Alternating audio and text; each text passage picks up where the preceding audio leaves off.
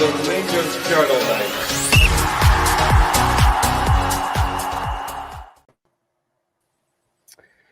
Good evening, ladies and gentlemen. Welcome back to the Rangers Journal, bringing you the very best in Rangers fan media. It is Wednesday, the 8th of October, and I have got four fine gentlemen from the Rangers family joining me tonight to discuss the managerial merry-go-round at Ibrox as we discuss who might be taking the hot seat next. So just to introduce you to them all, some familiar, and we've got two debutants. So we'll come to yourself, Doug, first of all. You've had a couple of busy weeks on the podcast and content. How are you doing? Yeah, not too bad, not too bad. It's been non-stop for the last few while. Lots of news, lots of things happening, and of course the most exciting news on Sunday that we'd all been waiting for. So. Yes, absolutely. Relief, I think, is the word we'd probably use. Mitch, joining us. How you doing, sir? All the better for seeing my favourite Islander. Probably the only Islander you know, but I'll take it. I'll take it. I know three. And we've got two debutants tonight, so we'll look after you boys. Craig, how are you doing? First of all, welcome to the channel. I'm good, Colin. I hope everyone's doing well. I'm excited to be here. I'm looking forward to maybe getting used to this. Maybe hopefully becoming a regular. Good man. You're sounding good anyway. Good to get you. That you got your laptop sorted and your mic sorted. Stuart, welcome to you as well. Delighted to have you on board. How are you doing? Yeah, I'm good, Colin. Yeah, cheers. Looking forward to getting going tonight and talking about the next possible manager. Excellent. Yeah, so let's get into it then. So just for the guys in the chat, obviously want to hear your thoughts throughout the pod. Always let us know in the comments who you think should be the next Rangers manager whilst we're going through the various potential candidates. Before we get stuck into names, I want to ask the four of you, just in general terms, what you think the biggest trait that Rangers should be looking for in the next manager. I'll come to you first, Doug. You know, are we talking about tactical nous? Are we talking about man management? Just sheer raw presence or something else? You know, what's your take on it, Doug? What's the biggest trait Rangers should be looking for in the new manager? Well, obviously, I mean, I think it's really obvious to say they need a little bit of everything. But if I had to pick one trait, I suppose, then I think being that kind of figurehead and that presence at the club, I think, is really important for Rangers. We've got that kind of unique. I'm seeing in the comment, comments there. Keeping Tav as captain is Doug's only attribute. That's true, but maybe not the most important. That kind of aura, that kind of figurehead, I think, is a big thing when it comes to being. I think a manager of either side of the city. To be honest, you need to have that ability to shoulder the pressure, not just for yourself as the manager, but I think for the team as well. It's something that Alex Ferguson was excellent at Man United over the years, being able to take pressure off of the team and focus it either elsewhere or on him, and then him being strong enough to take that pressure on. I think it's something that's a big part of allowing a team to be successful, allowing a team to play good football and have the confidence to do that, which is something we've not really seen a lot from Rangers teams in the last sort of 5 to 10 years. We've talked a lot about mentality and things like that. So I think that's probably the biggest thing, being able to, as I say, shoulder that burden, deal with it, work with it, and while still pushing on and then being able to apply whatever their other traits are, in terms of their tactics and their way of playing and whatever else it is. If they've got that ability to shoulder that pressure and to deal with the whole circus that is the Old Firm and Rangers Football Club, then that will give them the base on which to build everything else. Mitch, would you agree with Doug? To a certain extent, aye. I think the situation that we're in just now requires, we've went from, I can't call Russell Martin an inexperienced manager, but he's an inexperienced top flight manager.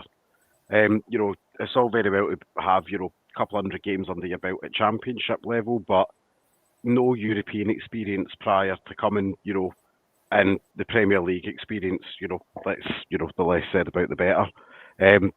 Prior to him joining, I think right now as a club, there's a huge disconnect at the moment between the new ownership and us as fans at the moment. And I think probably the wording in the statement that the Parag Marath and Kavanagh came out with and basically said, look, we're sorry, we got it wrong. You'll get away with that once with us, provided that we get this part right. It's fine to say, look, once bitten, twice shy. But I think for me, a leadership, pragmatism, somebody who's going to stand there and be the presence, and that doesn't necessarily have to be Stevie, because until the ink's dry, I leave that open to everybody at the moment. I think it's got to be somebody who is their own man, but not stubborn. But I also think this is a job for a manager who, no disrespect to Russell Martin, who is just that little bit older, who's in their 40s, pushing mid to late 40s, that's been around the block a wee bit, that, when the heat gets turned up in the kitchen, they don't suddenly melt into Loch Lomond. What they actually do is they stand up, they front up, they speak properly and they speak clearly with the view of, don't come out and give us fluff of, after getting turned over by Motherwell, for example, don't come out and give us fluff. Come out and tell us that is not acceptable, and then tell us how you're going to fix it.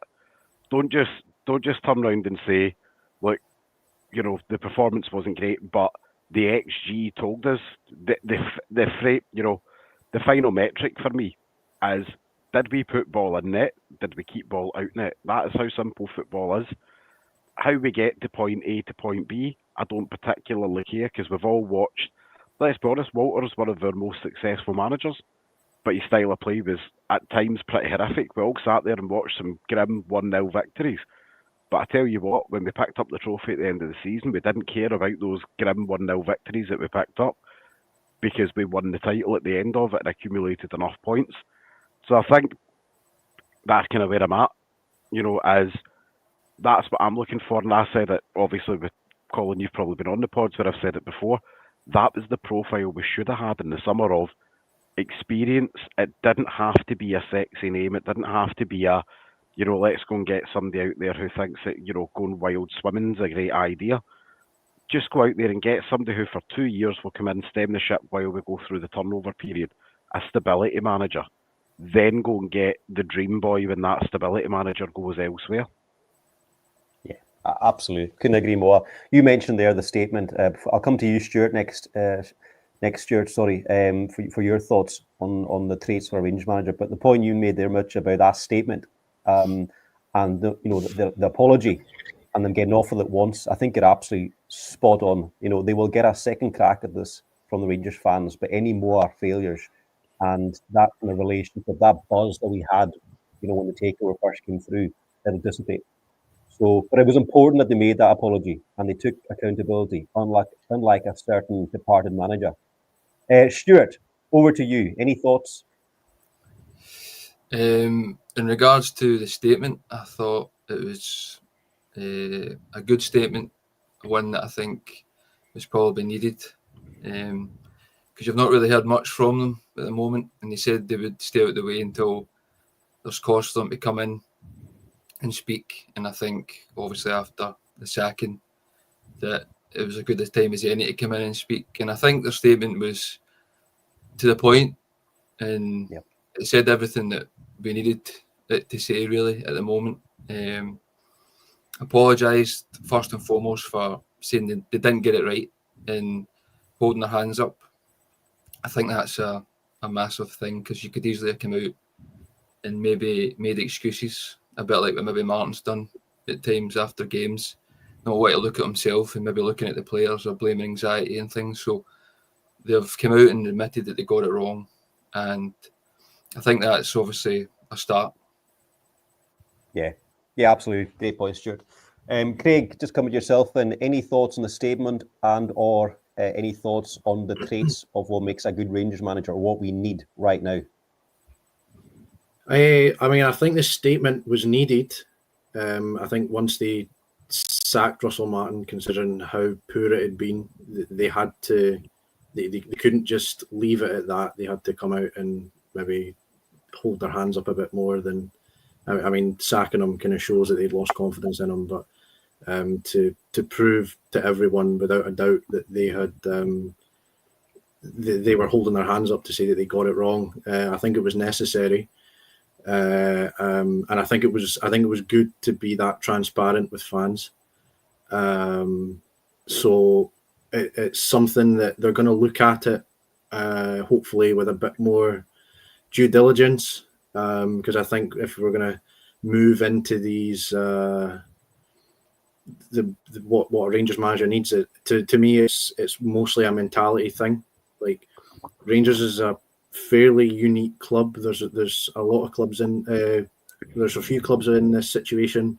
If you're a bigger club in a smaller league, the expectation to win it blows anything, certainly in England, out the water, because there's just a lot more of a level playing field in England with the top. There's more top teams. There's more teams going in for relegation. So it's a different setup. Scottish football is set up differently, and I don't think they read that properly. I think Marag and the 49ers were looking at it. They were looking at it, maybe trying to mirror what they'd done at Leeds, but it's not going to work like that, regardless of how big a club Leeds is. Scottish football is just it's just different. It's set up differently, and Rangers is in a position where, because you have better facilities, you've got bigger fans, you've got more money than 10 of the other 11 clubs. You have to win every week. It's expected of you, and I don't think that's something that they realised at first. I don't think it's something that Russell Martin ever realised, and that's one of the many reasons why he was so poor. And I think if they can get it right this time, which we all have to sit and hope that they do, I think they can still salvage this season, because they got rid of him early enough that you've played 7 league games, there's 31 left. That you've got plenty of time if you get the right man in, but it's about being really careful in picking who that will be. Yeah, good points there, Craig. Plenty time left in this season to recover, and hopefully whoever takes over next can lead us to some kind of success, whether it's even just some cups. Let's get into it then. Doug, you've got a slide on Kevin Muscat. So maybe whilst you're doing that, I'll ask Mitch first of all for his thoughts on Kevin Muscat. Mitch, obviously Kevin Muscat's been mentioned a couple of times. I think possibly when we got Giovanni Ambronkos, he was mentioned. He was obviously in the conversation when Clement was appointed as manager. Are we at the stage now where, with 2 different boards having overlooked him, are we at the point where, is there something about Muscat that they just don't like? Is there a pattern there? What do you make of it? I think, for me personally, when it comes to Muscat, I think the ship's sailed. I think when you get as close to the job as he did first time round, and then essentially we're told no, because you're not European enough, essentially. Your CV's not European enough. I think it's quite hard to go back. And I mean, when it comes to the Muscat links, I think he's a name that, for at least the next 3 years, anytime we're ever going to change manager, because hopefully whoever comes in next, they're only leaving off their own accord because another club's paying to take them. But I think he'll be the easiest name for people and media to link to us because of how close he got before. It's the same way that I think the Gerrard links are almost so easy for people in media to make as well, because he's out of work. Muscat's coming to the end of his current contract there as well, out in Shanghai. I think it's the end of November. I think it's due up or something. But I think, for me, the ship sailed. Would I be delighted about it? Absolutely, if it was to happen. But I do think, for me personally, I think the ship sailed on that one, because it's one of these ones of when you've been the bridesmaid and not the bride, do you really want to go to the next wedding? Of all the things you were going to say, Mitch, I did not expect to hear that. But yes, good comparison. Doug, we've had a super chat. Want to take it in just now if you can. I think it was Martin who asked the question about Thelwell. So I'll come to you, Doug, on this one. Martin, thanks very much. Really appreciate it. Thanks for supporting the channel.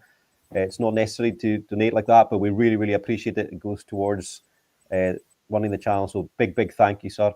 Do you guys think Thelwell should quit now? Martin has gone after saying he would quit if Martin was sacked a few weeks ago. It's a great point, Doug. Yeah, obviously, a lot of people, I think, have obviously had a lot of criticisms of him after his managerial appointment. I mean, I'm generally someone that believes in second chances, so he's got the opportunity to right his wrong. The assumption is that Martin talked a good game coming into things, and that's fair enough. He's not the first person in the world who'll have talked a good game in an interview and then turned out to actually not be any good at the job they've said that they could do. He also, I mean, the optics doesn't fall for him very well with him appointing his son either. I know a lot of people are upset by that. I'm not that bothered about that as long as his son's good at his job. That's the only thing that I really care about. But it certainly didn't make for good optics in terms of the timing as well. So he's on a thin line, as is Patrick Stewart. So they both made mistakes. So they're on a thin line now with the fan base. So I don't think he should quit necessarily. I think it's silly when people say things like that. I don't know why you would voluntarily tie yourself a noose in that kind of fashion. But as I say, he's on thin ice now, so he needs to get this. Both he and the club need to get this next appointment right. If not, then I think there will be significant pressure in terms of him having to go. Because if you're making really repeated high-profile errors, then you've got a problem. Yeah, absolutely. And we'll come on to Thelwell and Patrick Stewart later on, I'm sure, when we start talking about Steven Gerrard. Craig, coming to you, just going back to Kevin Muscat, a couple more points. Mitch mentioned it there about his lack of European success. So my question was going to be, how much weight should we give to success in Japan and Australia? Obviously, it's a very different kind of culture, area, football-wise, and experience. We saw Postecoglou come across and obviously hit the ground running, but that doesn't necessarily mean that Muscat would. Where are you at with Muscat, Craig? I like him. He is someone who I enjoy. I've watched a few of his games. It's not so much the Japanese stuff, but the Australian stuff. When he was at Melbourne. I thought his play was quite strong. I thought it was strong. I thought it was good defensively. I particularly like the 2 6s. I think it's something that Rangers should take advantage of more often when we're playing Old Firm games, big European games, just for that defensive structure. I think he can play very good. I've just seen the comment here. Very play aggressive attacking football. I completely agree with that. And in the end, winning trophies is winning trophies. It doesn't matter what country it's in. It doesn't matter what level it's at. If you look on the slide, his points per match for Shanghai right now is 2.1. That is ridiculously high. And it doesn't matter what level you're at. It doesn't matter what country you're in. If you win games, you win games. The rules are the same. So I don't know how it would go contract-wise, because as you say, I think you're right. With it being either late November or early December, it's at the end of their season anyway. And I know that they're currently top of the league with a few games left, a tight title race. and I believe they're also in the Champions League, the Asian Champions League, still. So I can't imagine it will be something that will be easy to do. But no, I like him. I don't see the lack of European experience being an issue. Yeah, absolutely. Some interesting points there. I haven't seen much of his football or his teams, I have to be honest. I've seen Curry in the chat saying that Kevin Muscat would actually be his choice. That he'd be quite happy with Steven Gerrard, but that Muscat would be his choice. So it's interesting. So obviously Kevin Muscat still has quite a bit of support within the Rangers support. So that's interesting. Coming to you, Stuart. Obviously, we remember Muscat as a player, and I think he's taken this kind of style into his management. He's quite aggressive, intense, and I think his methods, from what I gather, are quite modern. But does that suit Rangers, or does it risk, more chaos? I think it could suit Rangers, but you never really know until you're actually in the job how a manager's going to do. So you can obviously sit here and give your opinion about how you think he's going to do, but even if Jose Mourinho comes in, you know what I mean, someone like that, you still wouldn't know how they're going to do until they get the job. I quite like Muscat as well. I'm quite a fan of him. Like you, Colin, I've not really seen much of these teams play. But he's obviously managed in a few different leagues. So he's got experience of managing in different leagues. And they might not look like the best leagues on paper, but you've been given a job to do. And he seems to have done it. So it would be worse, I think, if he wasn't winning titles or doing well in these leagues. But you can only do what you can in the league you've got. And he seems to be doing well in the job he's been given. So he is in my top three probably of managers I would maybe bring in, but he'd probably be my third choice to come in. But I think, like Craig was saying there as well, like with style of play and stuff, could suit Rangers. But obviously the cons are, I know Craig said it might not matter as much, but like European football and stuff, not had much experience with that. But I do agree with Craig that I don't think it matters too much.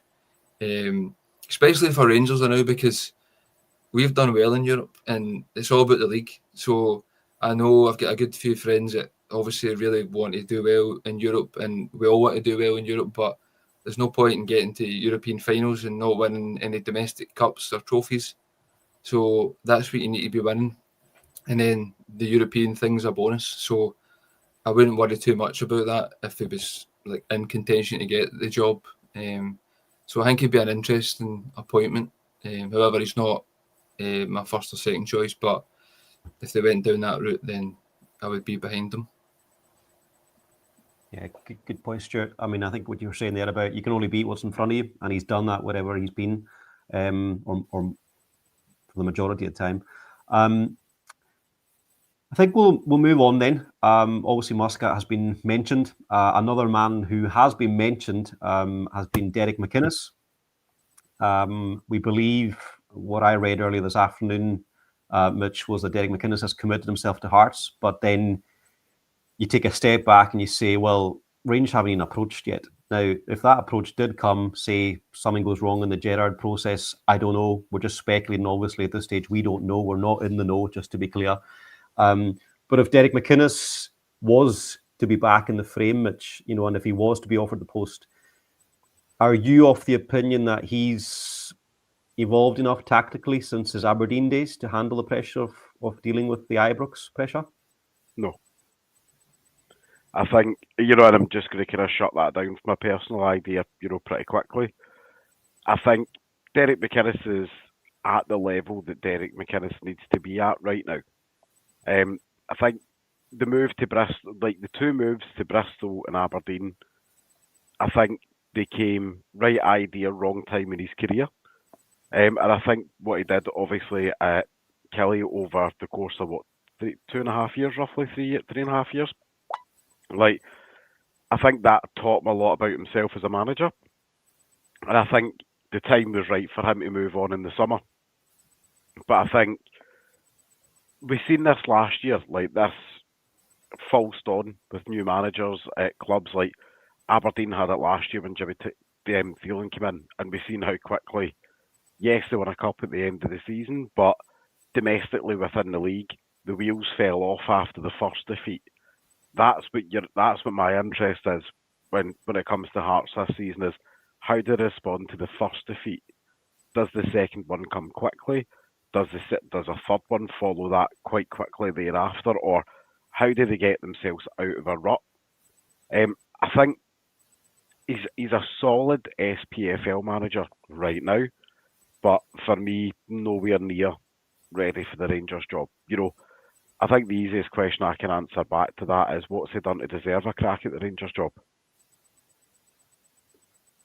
Yeah, I mean, I tend to agree, Mitch. But like some people are pointing out in the comments quite rightly, Walter Smith did seem to think that he had something about him, and that he saw him as a future Rangers manager. But I do agree. I think he's found his level, and Hearts have had a good start of the season, but let's calm things down. We saw Aberdeen last year going a run at the start of the season. They had one defeat, like you mentioned there, and then the wheels came off. So that will be the test for them. Craig, coming to yourself then, just going through Derek McInnes again, is he somebody that you think would unite the fan base, or do you think he'd be fighting an uphill battle from day one, kind of similar to Russell Martin? Yeah, I think it would create a similar atmosphere. I don't think it would be as negative as Russell Martin. I think a lot of people would be more willing to give him some time than they did Martin. I'm a bit more optimistic about the McInnes possibility than you guys seem to be. I think he's always punched above his weight wherever he's been. I don't see why he couldn't do that again. I get the point. He's a Scottish champion, a Scottish Premiership manager, but it's something I think we seriously need to look at now, because we keep going England or further afield, and it doesn't work always.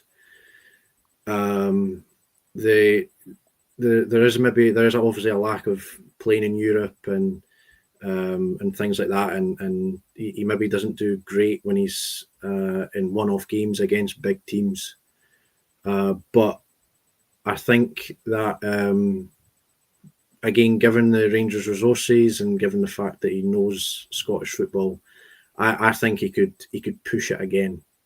But I mean, of course, I might be wrong, and as well, Hearts will be in no hurry to get rid of him at the moment. So it's an interesting one. I think looking at Scottish Premiership managers is maybe an option we should start looking at. But yeah, I think it's more of a risk than, if you're to go for him, I think it's more of a risk than the others. But I don't know. I feel a little bit more optimistic about him than some other people do. Yeah, fair points, Craig. Doug, I think we've had another super chat. If you want to bring it up, I think Martin's on fire tonight. He's donating again to the channel. Gerrard with Defoe, Davis, and Lovenkrands as staff would be an amazing lineup. Derek has already said no, he won't leave Hearts. Now he's just building. Yeah, I mean, I don't disagree certainly with the first point you made there, Martin. All I was saying on the Derek McInnes was that he's not been offered the job, and I do think and hopefully nothing goes wrong with the Gerrard process. I'm nailing my colours to that mast. But if things did go wrong, I think the conversation would be slightly different if he was actually approached. But anyway, time will tell. Coming to yourself, Stuart. Derek McInnes, obviously, he's been mentioned a couple of times, similar to Kevin Muscat. Every time we appoint a new manager, his name seems to pop up. I don't know about you, but I feel like Derek McInnes will be us kind of settling for somebody rather than appointing somebody who's going to inspire the fans. Would you share that opinion, or do you have a different opinion? I would possibly agree with your opinion there. I take Mitch's point and Craig's point. I tend to agree with Craig a bit more. I don't think McInnes coming in would have the same buzz that Gerrard coming in would have, because it certainly wouldn't have for me. Gerrard coming in would be more of a buzz for me. But I got somebody in the chat said that he's only won one League Cup. But I mean, look at the teams he's been at. So if he was the Rangers manager and he'd only won one League Cup, I'd be more worried about that. But he's done well at sort of lesser teams, and he's won one cup. And Gerrard coming in, he hadn't done anything in the game, but it was the name, and that gave us all a lift and a buzz. But he didn't have any experience of managing or coaching, so it was basically going on him as a person, as a player, and that's what gave us all a buzz. Whereas McInnes has got more experience. I totally take everybody's points, but for me, obviously, if I knew McInnes would 100% take the job, it would be neck and neck with him and Gerrard for me.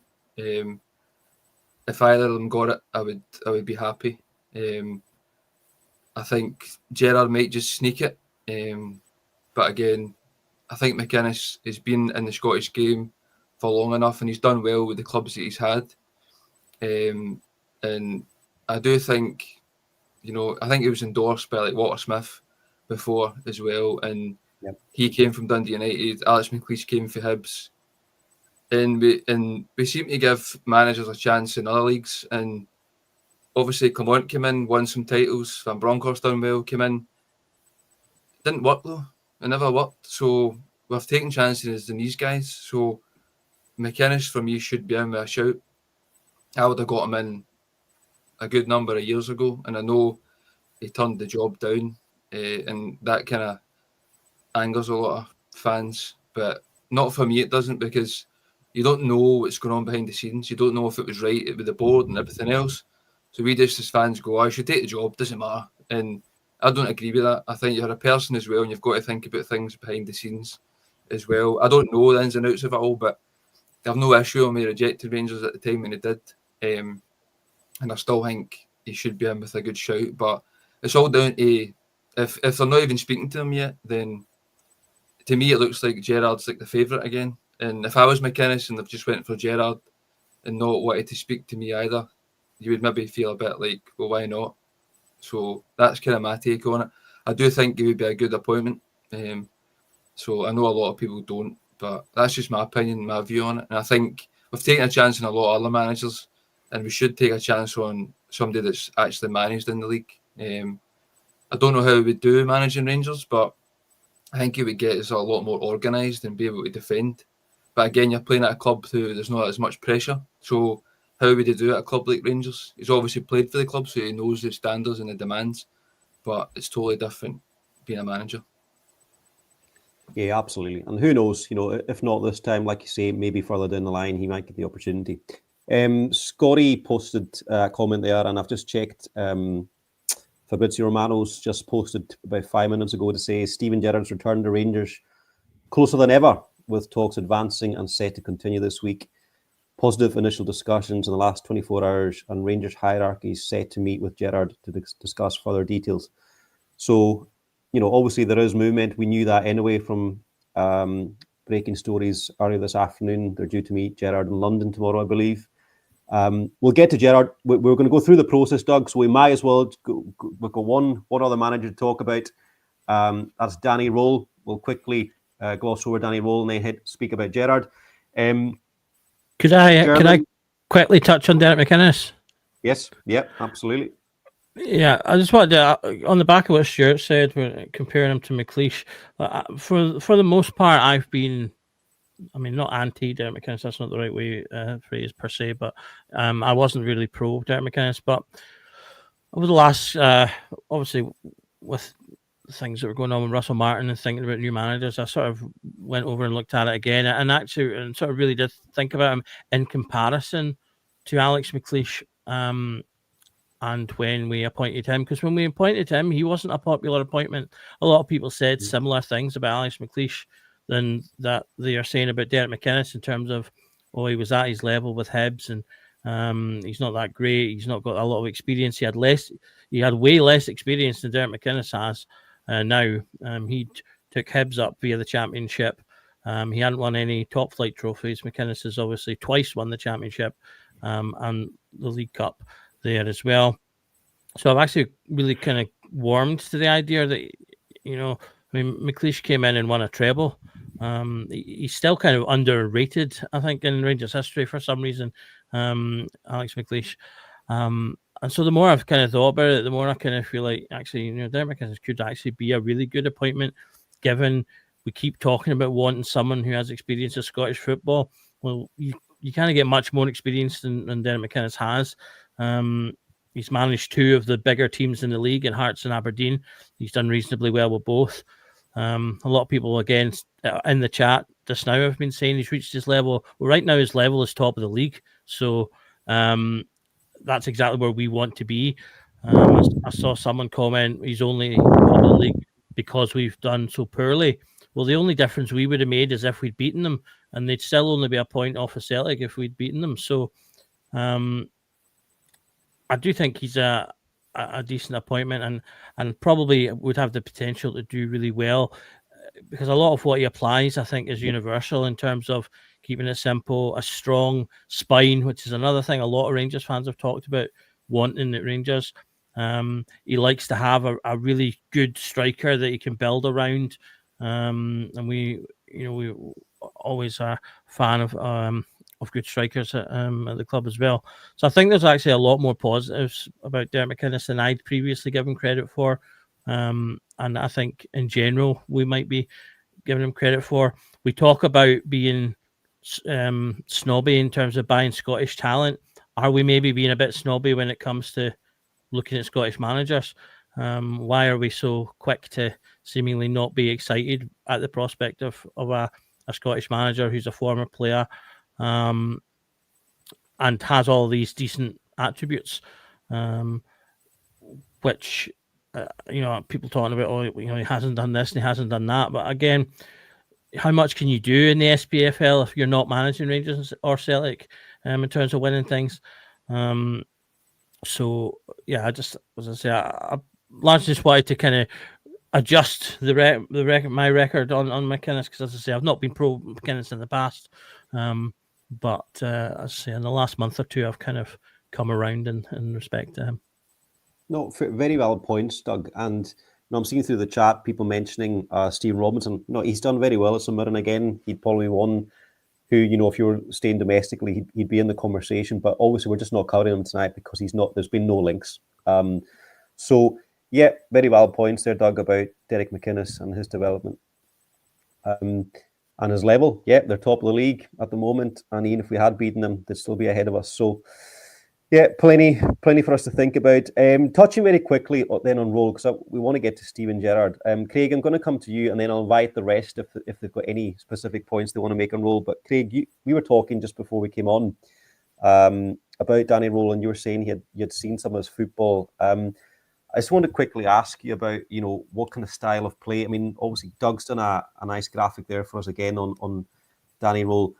He's obviously managed Jerry Gassama, so that would be a plus point for him. But maybe just give us a wee summary about his style of play and the main points of his coaching so far.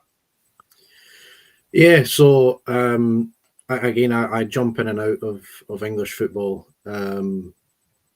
He was at the first thing to say is you should take everything with a little bit of a pinch of salt, because he was at Sheffield Wednesday, and if you have any idea what's going on there just now, they are a complete mess, and he was working through that.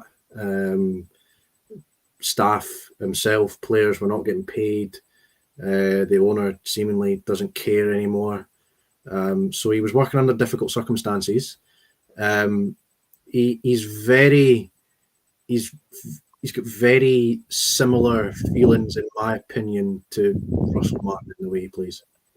It's quite possession based. The one difference between him and Martin is he's more adaptable. He will change things.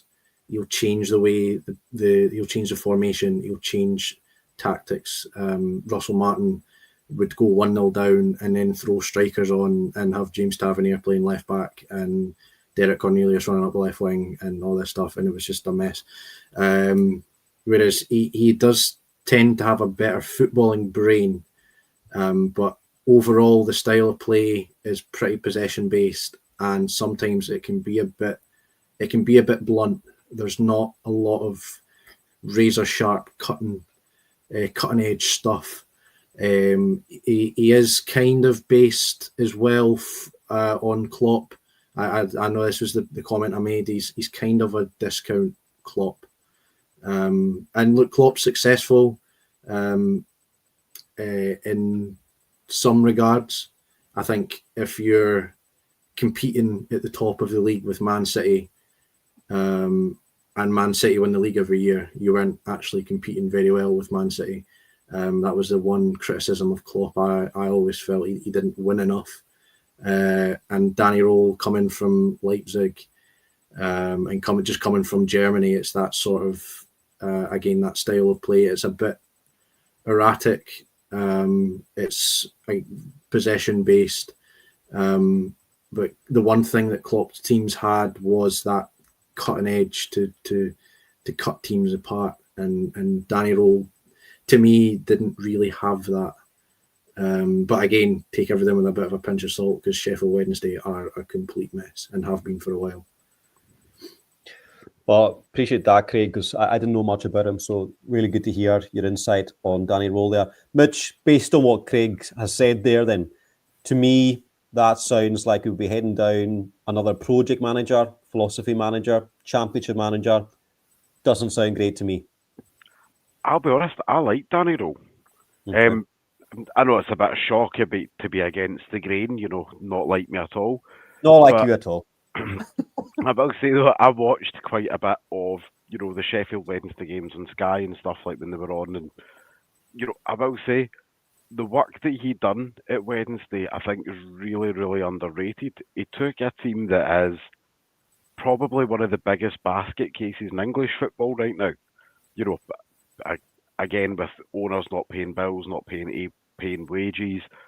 He worked without a wage for the final couple of months of the season to make sure that the team made it to the end of the season. He had a team full of, I can only really describe it as ragtags and misfits in there, that on paper should have went down in the Championship, and he pulled them up to relative mid-table.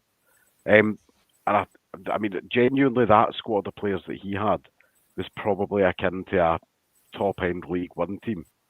And that's probably been mildly generous. The shining lights were obviously like Gassama, and he had a fit and firing Josh Windass in the team. And when we're talking about, Josh Windass being the saving grace of your Championship team, it tells you kind of just how well that he actually did down there, because we've all witnessed Windass firsthand up here. His style of plays is quite exciting. It is, in a way, it's not just messing about with the ball for the sake of messing about with it. It is, you have the ball, you pass, you move, you pass, you move, you take a man with you when you go on a run. You make sure a teammate is there, so if you lose the ball, somebody's there to mop up the mess behind you there, and you win the possession back in the area of the pitch. It's quite energetic. Do I think it could work up here? Absolutely. Would I like to maybe revisit Danny Röhl in 2 years' time? Probably. But if he came in tomorrow, I think I would be one of the few ones that would be quite excited by him. Yeah, the last point was going to be my next question to you. Is it just a case of maybe wrong time? So it sounds like he's another one who'll probably be suggested, in the coming seasons. Hopefully not too soon. Hopefully we won't be looking for another manager too soon. Hopefully it'll be. Fingers crossed. I know, yeah. We need a bit of stability. Unless anybody else has got any points to be made on Danny Röhl. Nobody got anything else to say on Danny Röhl? No. We'll get on to the main man himself then. So I'll maybe just summarise what we know at this stage. So talks are to take place in London tomorrow between Rangers and Steven Gerrard. When I say between Rangers and Steven Gerrard, we're led to believe that it's between Parag Marathi and Andrew Kavanagh. I think they've left Dumb and Dumber, hopefully up in Glasgow. They can't be trusted to run a bath. I think we'd all agree with that. So that to me is quite a positive. I think Steinson's involved as well. So I think it's quite telling. You were mentioning the statement earlier on, Mitch, where they were apologising to the fans, admitting that they got it wrong. I think it was quite telling that really prominent in that statement was the fact they were going to take a hands-on role with this appointment. And then Patrick Stewart and Thelwell were mentioned much, much further down that press release. So I think that kind of gives us an insight that the owners are not too impressed with how Stewart and Thelwell have been running things. However, that's what we know so far. There's talks tomorrow. Doug, I don't think Steven Gerrard will be flying over to London unless there was some kind of agreement on some kind of terms. That will be my thought. Do you agree with that, or do you think there's maybe quite a bit of work still to be done on this deal? Yeah, I mean, all signs seem to be pointing in this direction at the moment. He's obviously talked about having unfinished business, which you could take as a potential needle towards Rangers. Although I do think he probably does mean it in the general sense, because he is someone that had lofty ambitions for his career as a manager, and he's obviously not really hit the heights I think he probably would have wanted to. He does have aspects about his first stint that he can improve on. So obviously his cup record here was poor in his first stint. I'd see someone in the comments saying that they didn't think the cups matter. I disagree. I mean, if you're going to win trophies and win the league, cups can be a big help towards that in terms of building confidence within the team, building a winning mentality, and just giving players that taste of success to help drive them towards more. That's why I think the League Cup can be such an important trophy, because you can win it so early on before Christmas. It can be a really good foundation to build a winning team on if you can get that trophy through the door. And obviously, if we want to win doubles and trebles again, cups are a requirement for that as well. So he's got that aspect I think he can improve on. I think it'll be really interesting. There's been some talk in the chat about who his team around him is going to be. I think one thing that Gerrard has that I find is a really positive point, and potentially actually the most positive point about him, is his self-awareness and his emotional intelligence. Although the latter can waver slightly. He knows that he's not an experienced manager. He knows that he's not the best manager, and therefore he knows that he needs people around him to fill the gaps in his skill sets. And he specifically said that in the recent Rio Ferdinand interview. He specifically touched on that point and said that he felt that he had that to a T when he was at Rangers, which I think is probably true. He surrounded himself in his first stint with people that had a lot of experience in terms of like Gary McAllister's, obviously a lot of experience both as a player and a coach. Michael Beale, obviously, who was a very experienced coach and an up-and-coming, exciting coach at the time. And the rest of the team that he had. I think it'll be interesting to see what team he does bring. It kind of feels like Gary Mack might be a shoe-in. There was obviously that recent video of him where he didn't seem... he didn't shut it down in any way, the idea of coming back. So I think he's probably a decent shout to return. Jermaine Defoe is making constant noise right now about how much he would love to come back to Rangers. So I think he could be a potential guy as well. But I think the real thing for me, the one that's really interesting, is who would be, quote unquote, the Beale of the crew. It feels kind of unlikely that Beale would come back. Just because obviously he's taken that step to become a manager himself, and I would assume he'd want to try and continue to do that. I personally don't really have an issue with him coming back, and obviously it's a slight contentious issue. A lot of people sort of refer to him as a con man and things like that. I don't think he was a con man. He was just more of a sort of a used car salesman type, and he just ultimately wasn't good at the main man job at the end of the day. So I don't really have a problem with him coming back in terms of being a coach, if that's going to help, obviously, Gerrard in his position. But there has been talk of other names as well. There's been a couple of names mentioned in the comments. So I think that will be the real interesting one, as to who comes in to be the assistant and the one that's maybe going to do that like technical side of things. Gerrard's obviously a positive figure. I think he will unite the majority of the fan base. He will get time because of what he's done before. It'll give the board a little bit of a caveat. I said to you sort of before we came on, I feel that Gerrard's kind of the popularist pick, whereas I feel like Danny Rowe is the one that might actually be the one the board might actually favour. So if they do appoint him, he'll get time, he'll be popular, but he will need to do better than they did last time overall if he wants to push things forward. But there's every chance that he can do that. Yeah, absolutely. Before we delve a bit further into Steven Gerrard, big thank you to Martin again. Definitely man of the match tonight, Martin, in the chat, gifting of 5 memberships. Thank you very much, pal. Really appreciate it. For those of you in the comments watching, we really appreciate your support. Please do consider subscribing and liking the video. It helps the algorithm, like you can see on the scroll at the bottom there. It helps the channel out. Big thank you to you all for supporting us. Sure, I'm going to come to you next. I asked Doug to do a slide on Gerrard's last transfer window. So I think we would all agree that the vast majority of Rangers fans now, there's a huge momentum behind Gerrard. There's probably still a fraction of the support who are still annoyed at how he left and went off to Aston Villa, took the whole coaching staff with him. And that will probably forever be aimed at him. There were circumstances around that though, and I think that transfer window kind of makes it quite clear. We all remember Steven Gerrard in the stands at Ibrox with the trophy, talking to Chris Boyd, Ali McCoist, Emma Dodds, I think it was, and he talked about fixing the roof while the sun was shining, and he wanted to take the club to the next level, and this is the transfer window he got. What do you make of that, Stuart? I mean, do you see that there was maybe things going on in the background? He wasn't maybe too happy about the support he got, or do you think it was just the lure of heading to the Premier League?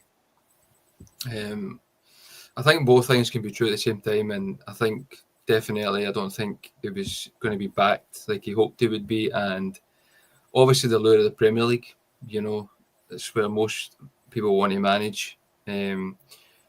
Not going to a bigger club, as we can all agree, but he's certainly going down there to the Premier League, which most people want to go.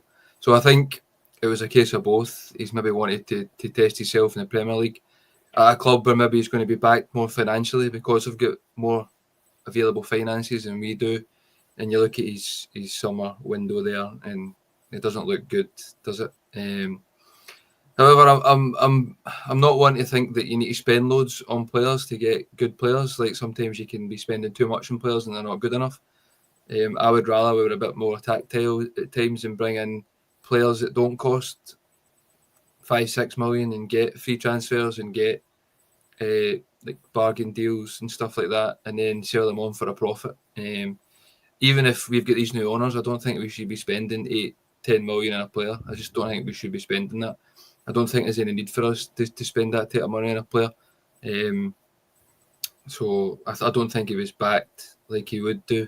It would hope he would be. So that was probably one of the reasons why he left. But I think obviously the lure of the Premier League definitely was probably a factor in that and him going. But if he does come in, then I would be quite happy with that.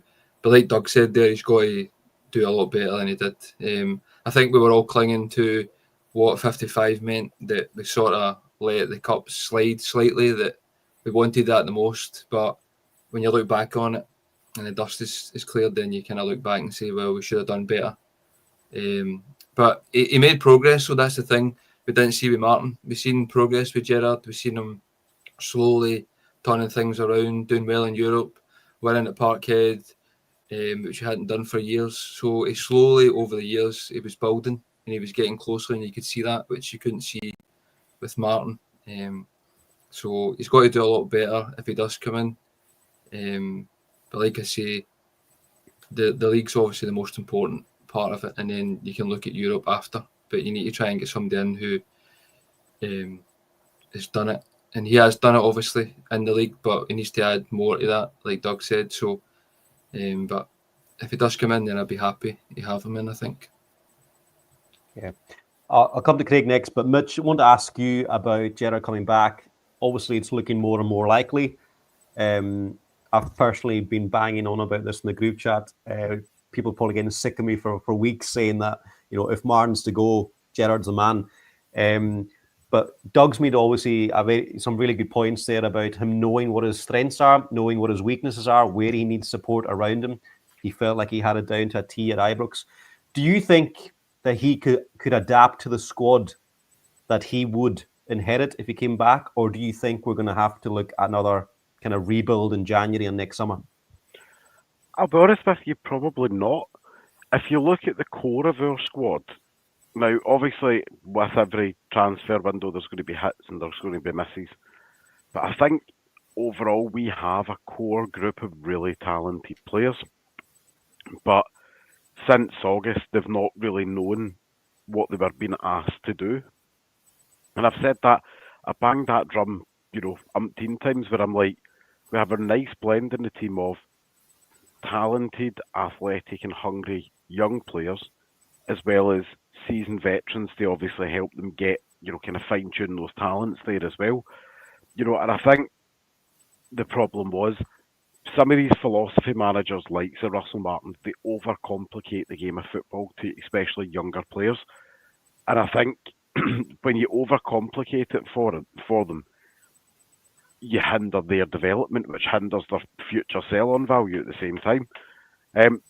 So I think when Stevie looks at it, when you look at the back line, yes, we're a left back short, we all know it. It's the fart in the room, we can all smell it, we all know it. We all know we're a left back short. But we've got 4 solid centre backs, 5 if you include Nsiala. We've got 2 more than capable right backs. Don't worry, Doug, I've got you. And then you look in the middle and you go, we've got a Belgium international, we've got a Norwegian international, we've got Lyle Cameron, who knows the team, knows the league domestically inside out. We've got Diamande, again, another seasoned international. On the wings, we've got Ant-Man, another international. We've got Gassama, we've got Curtis, we've got 2 exciting young wingers. We've got Moore, who right now I reckon Moore's, I'm not going to write him off as a player yet, because I think at 18 years old and he's not even had his first shave footballing wise yet, when you've had a manager who's essentially, I really called him something there that I'd get shouted at from Scotty, so I won't. When you've got a manager there who wants to overcomplicate rather than just giving you the freedom and joy to play, I think that's quite easy to get yourself caught up into a bit of a spiral. So I think, and then up top, I do still think Chermiti could really come good. I genuinely think that. Majowski, we know what he brings to the table. He's a pretty solid striker. He's going to do what we need him to do domestically. The question mark remains obviously on the European level for him. And then we've got Peggy Sue, floating about there as, the third choice striker.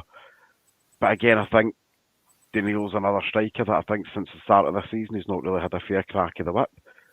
Overall, we've got a pretty solid squad, and we've got a team that on paper and in practice should be beating 10 of the 11 other teams within the league. And it's not that hard if you don't overcomplicate it. Yeah, couldn't put it better myself. Craig, coming to you then. Do you think, given Thelwell's recruitment and all the issues we seem to be hearing about, Thelwell, and obviously the fans are pretty, I wouldn't say even split. I think the majority of fans are pretty much against Thelwell and his recruitment so far. And we're talking about championship players and all the various ones. Fernandes, $3.5 million. We haven't seen him in the squad for a few weeks now.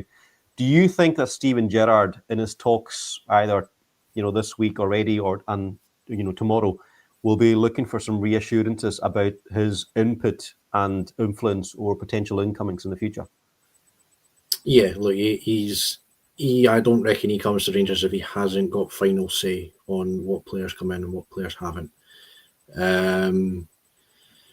Thelwell is someone who I don't like the way he operates. I think he's surrounded himself with yes men and his own son, which doesn't look good. And Nathan Fisher, is it Dan Purdy or Dan Pursey, something like that? I can't remember his name, but he's someone else he dragged in from Everton. He's just surrounding himself with people that will say yes to him, and I don't really like the way he operates. But you're right, Mitch, with the squad. The squad is strong. The squad is really. You're talking about a core of a squad, right? You go down the spine of the squad. You've got Butland in goals.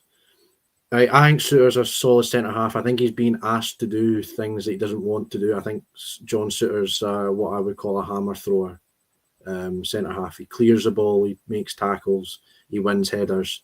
When you ask him to take the ball in and pass it out for the back, whilst he's got people pressing him, that's where he starts to struggle. But I think he's a solid centre half. You've got Raskin in the middle. You've got Miovski up top. The spine of the team is great.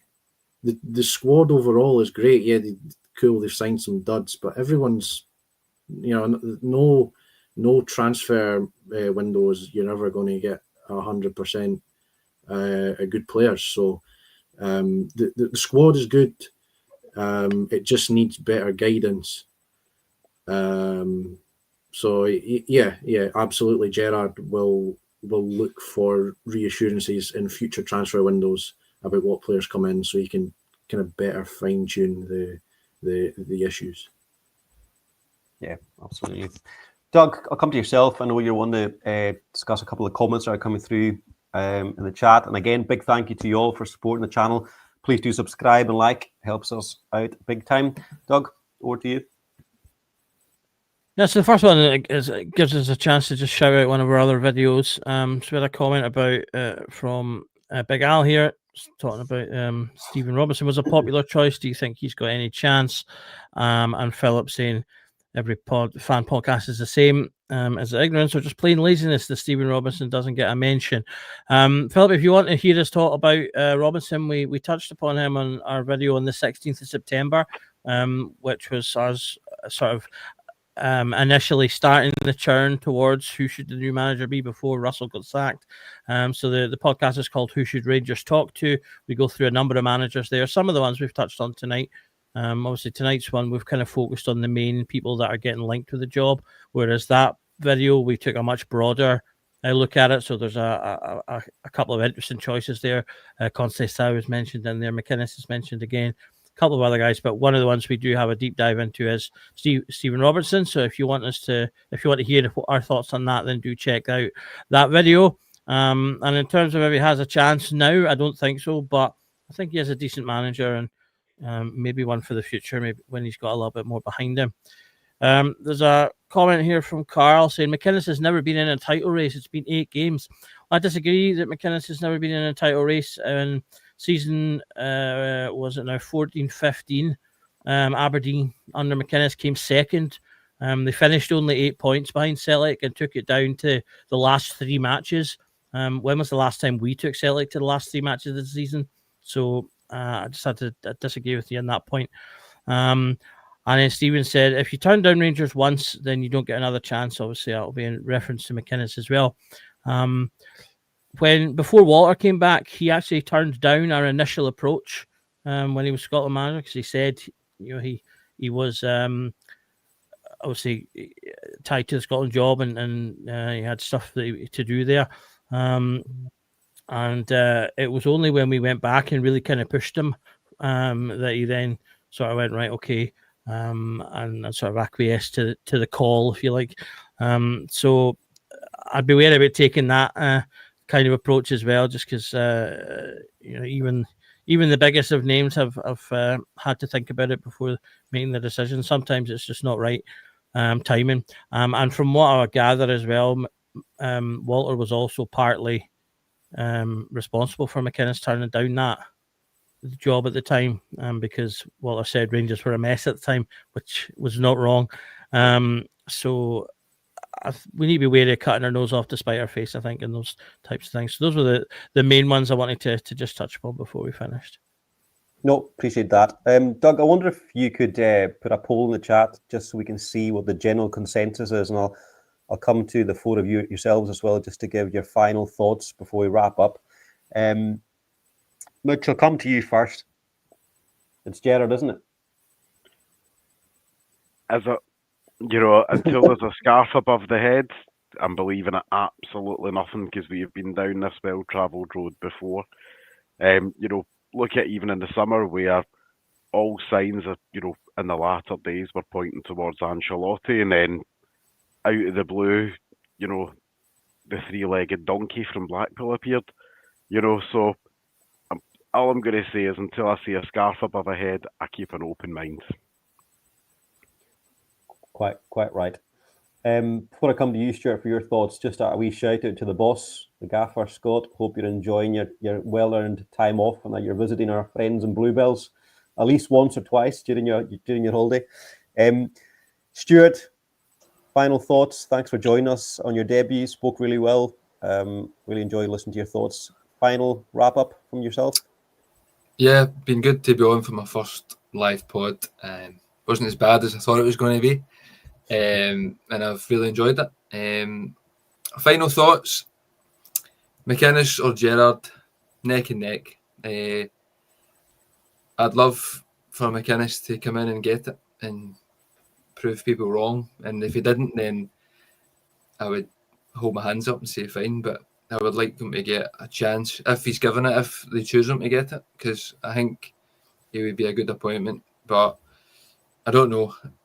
Just slightly, maybe Gerrard. I don't know. It's neck and neck, but because Gerrard's been and he's won it, maybe slightly favour him, but I wouldn't be opposed to either of the two of them. I think they're the top two. Yep. Craig, I think we've all kind of probably just felt that kind of sense of relief, like we were talking about at the start of this pod. The fact that Russell Martin's away, I think that's just been such a huge weight lifted off our shoulders, because we just knew it wasn't going anywhere. To me, whoever comes in is going to be an upgrade, but obviously we've all got our opinions. That's what we're here to share. Your own final thoughts, and again, well done on your debut. Excellent hearing your thoughts. Cheers for that, mate.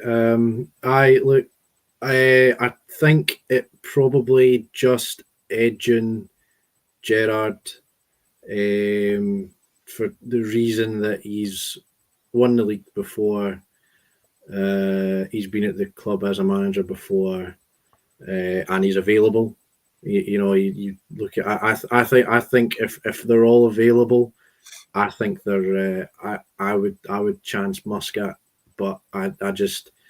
You've got to wait till his contract ends, or you've got to pay the Shanghai a hell of a lot of money, because they're not going to let him go very easily with the situation they're in there, with the trophies they stand to win. So, given the situations, Gerrard, I would be with. I would be happy with someone like McInnes or Robinson as well. So I think going back and looking at the Scottish League and managers in the Scottish League would be a good idea.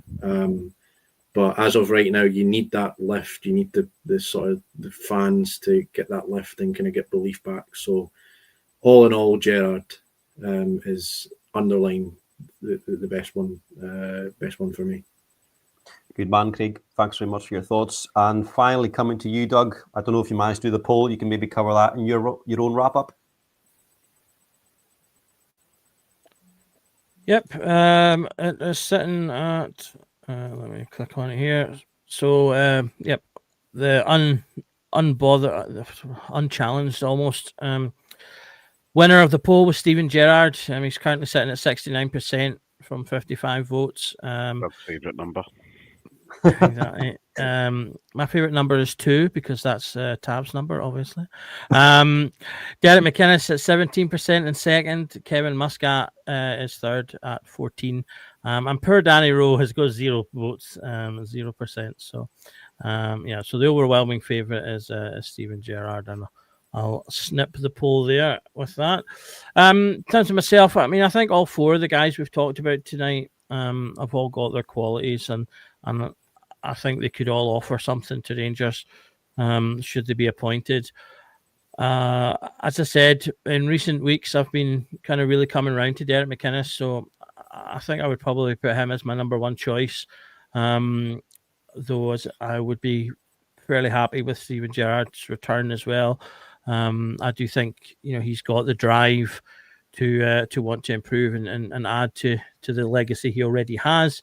And oddly enough, as much as our squad was supposedly built for Russell Martin, I actually think a lot of the players we have now would suit Steven Gerrard as well.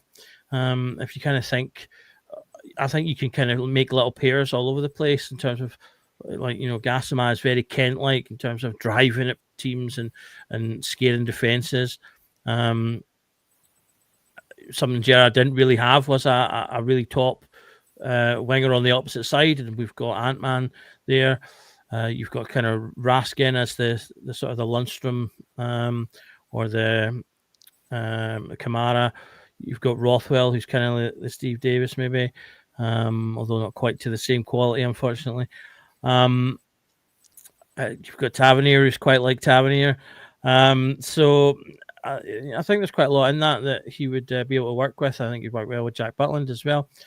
So those are my top 2, I would say, out of the 3. Rowe, I think it's maybe just a little bit too inexperienced right now. I do think he's a good manager, and he would be an interesting choice. I wouldn't be against that, but I'd maybe like him to have at least one other job under his belt. Obviously, one of the issues with Russell Martin was that he hadn't had a lot of top-level experience, and Rowe's kind of the same, although he's worked with Bayern Munich, who obviously is a massive club, but that was as an assistant manager, and that is a different role as Beale came to learn. So I'd probably have him 4th out of the 4, and then Muscat in at 3rd.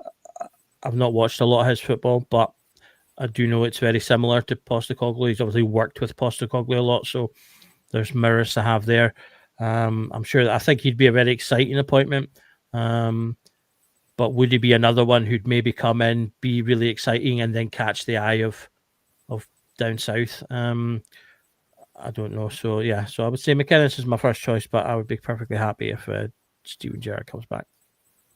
Yeah, well, it'll surprise nobody that Steven Gerrard is top of my list. Atomic Kitten Hole again has been added to my playlist for this week. I'm ready to rock. Big thank you to Martin again for the 5.